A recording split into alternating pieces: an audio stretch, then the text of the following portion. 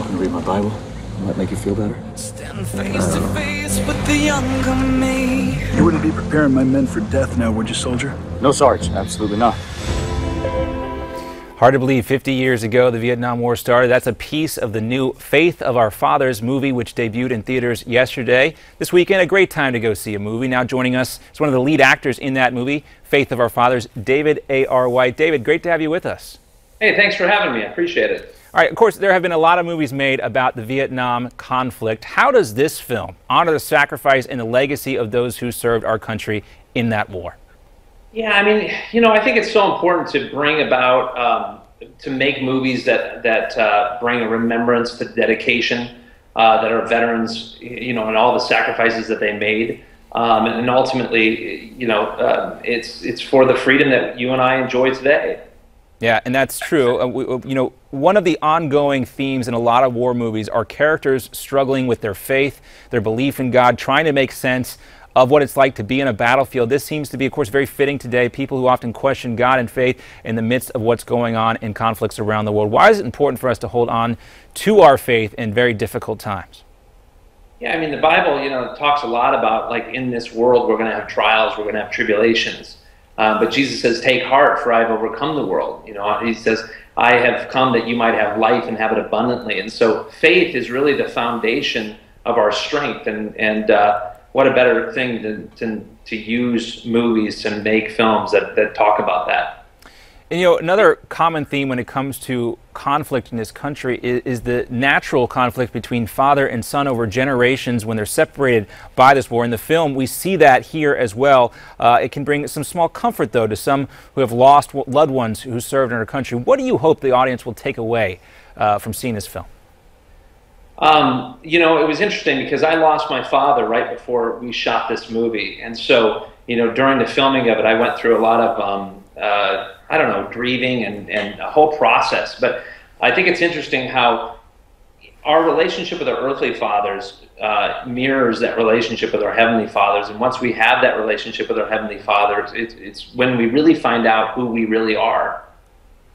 And we're seeing another clip from the movie here. Stephen Baldwin stars in the film. What was it like for you, though, to make this movie? Because there is always sort of a brotherhood that develops around these types of situations.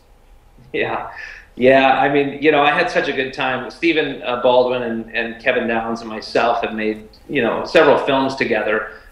There's a great cast in this film, but it just is, and then obviously you're making a war movie. There's just a whole camaraderie that happens. It happens anytime you're making any movie, but then you put yourself in a jungle with rain coming down and everything else and long nights and, out comes even more. Where'd you guys shoot the film? We shot it actually here in California, Northern California, where they shot that Mel Gibson one. I forget the name of it right off the top of my head.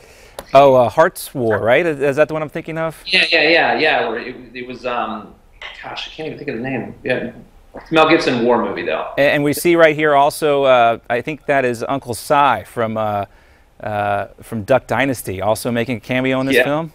Did you get to meet him? Yeah, he's great. I mean, he's a character, that's for sure.